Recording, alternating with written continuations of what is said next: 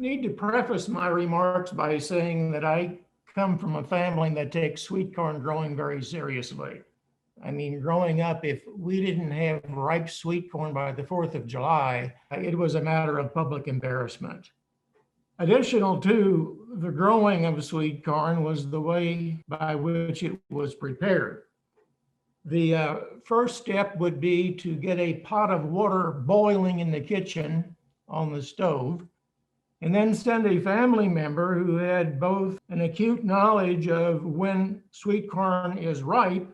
The person went out to the corn patch, picked the corn, cleaned it on the way in, and dropped it into the boiling water for 3 minutes exactly, no more, no less. And in so doing, one enjoys a treat that is very hard to describe if you've never eaten homegrown, fresh picked sweet corn. Now, I say this because there's a method to this madness.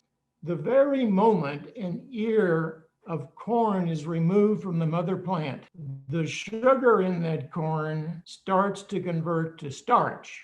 And if you've ever taken a big tablespoon of starch, you know that's not a pleasant eating experience. So it's extremely important that as little time as possible passes between when the ear is removed from the stalk until you plop it into the boiling water.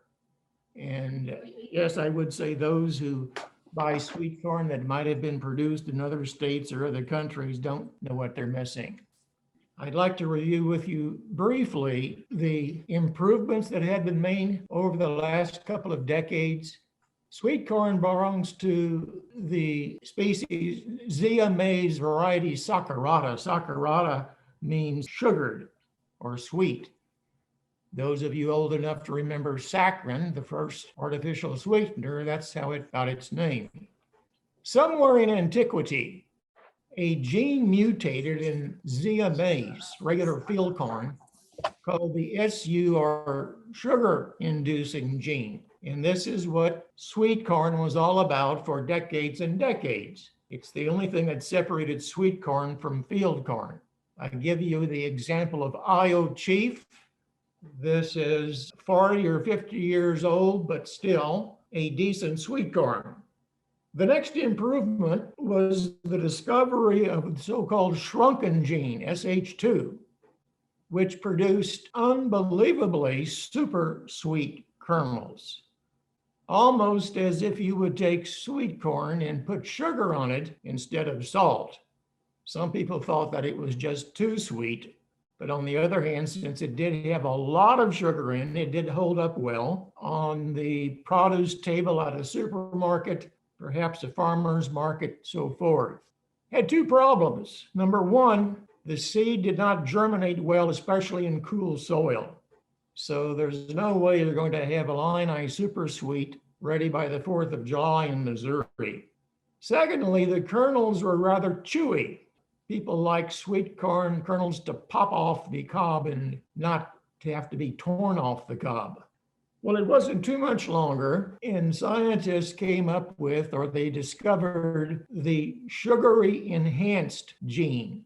This is the so-called EH trait, the EH standing for everlasting heritage. Not only does this type of corn have a bit more sugar than the SU, but it slows the conversion of sugar to starch designation. So sweet corn varieties with this particular genotype do hold up nicely on produce racks, farmers markets, and so forth. But still, the sooner it comes from the garden into your kitchen, the sweeter it will be. The very latest iteration is the HSE, or synergistic. It has various amounts of super sweet, SH2, and SE, everlasting heritage, and it varies according to the variety.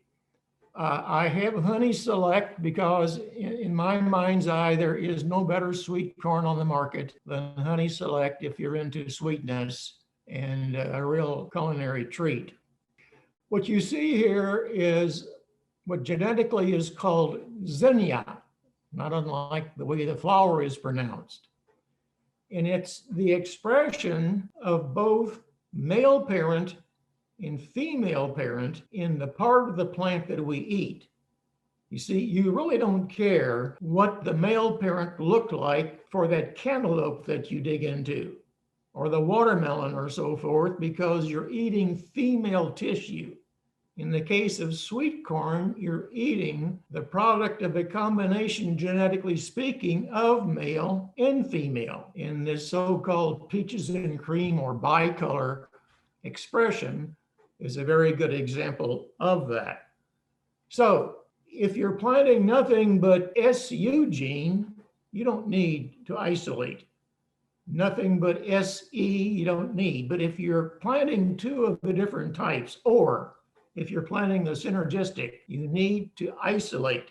And by that, we simply mean not to allow another type of sweet corn cross-pollinate with the one that you're planting. Physically, we do this by separating by about 250 feet or more. Corn, as you probably know, is cross-pollinated, wind carries, but nonetheless, 250 feet probably is a safe distance that there'll not be any cross-pollination from a different type of corn genetically. That's a big garden, 250 feet. So most of us probably would isolate via the planting date. And by that, if you plant different types of corn about 2 weeks apart, that usually, since most sweet corn within reason has about the same amount of time to maturity, would mean that variety number one has finished silking and being pollinated before variety number two starts to produce pollen. And that's the way most gardeners would go about isolating so as to maintain genetic purity, because again, we say, when you eat sweet corn, you're eating the result of both male and female genetics in that seed.